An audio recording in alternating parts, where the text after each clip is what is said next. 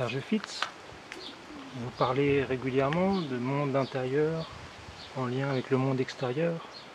Dans la société, on oppose souvent ces deux mondes. Quel est votre regard sur nos façons de nous habiller, de nous vêtir? Il y a un dicton qui dit que l'habit ne fait pas le moine. Et à mon sens, ce dicton n'est pas tout à fait juste. Parce que la tenue vestimentaire, la tenue même d'une manière générale, la tenue, comment on se tient, est un moyen de communication avec l'univers.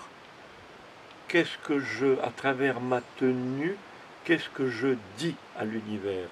Quel est le message que je lui envoie? Si la tenue est, disons, délabrée, si la tenue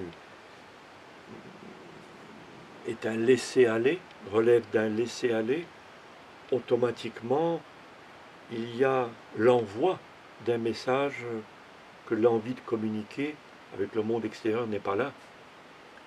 Or, dans la pratique thérapeutique, il arrive que des êtres, hommes ou femmes, viennent en disant qu'ils souffrent de la solitude et dans une tenue un petit peu qui laisse à désirer, parfois qui laisse à désirer beaucoup. Donc là, je crois que en dehors de toutes les questions de mode ou de style, la notion de tenue est un élément d'appel ou de refus, d'appel de communication avec les autres ou au contraire de refus de communication. Et lorsqu'il y a refus annoncé par l'extérieur et qu'à l'intérieur il y a un appel, automatiquement on se trouve dans une situation de conflit et donc de souffrance. Et la mise au clair de ces deux univers, extérieur-intérieur, intérieur-extérieur, permet, et c'est ça l'élément de réponse à votre question, de clarifier. Est-ce que mon attitude intérieure correspond à mon attitude extérieure ou est-ce qu'il y a distorsion?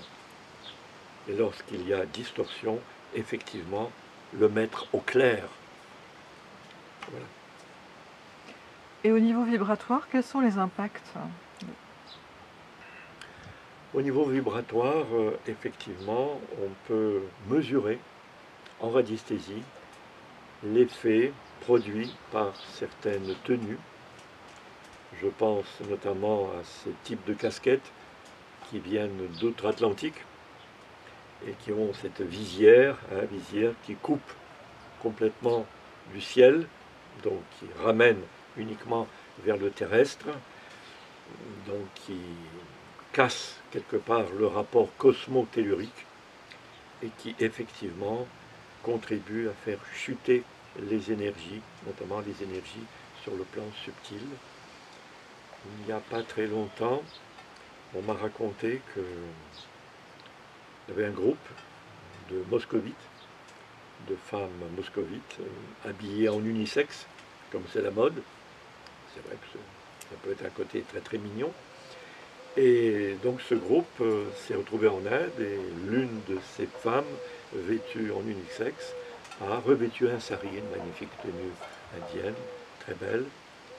Et la personne qui le raconte disait que cette femme s'était complètement transformée, qu'elle ne parlait plus du tout de la même manière et qu'il était plus possible de lui parler de la même manière qu'avant.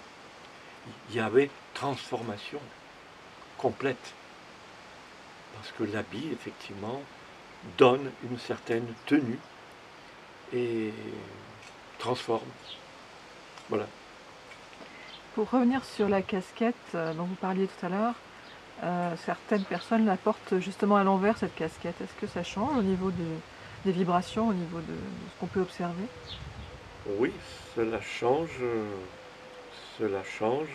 mais comment dire, il y a là un autre phénomène qui apparaît, c'est le détournement de l'objet, le détournement de l'objet, donc qui est porté à l'envers, et donc ça traduit quelque chose qui fonctionne à l'envers au sein de l'individu qui porte la casquette de cette manière-là. C'est du reste un élément qui n'est pas, à mon sens, que négatif.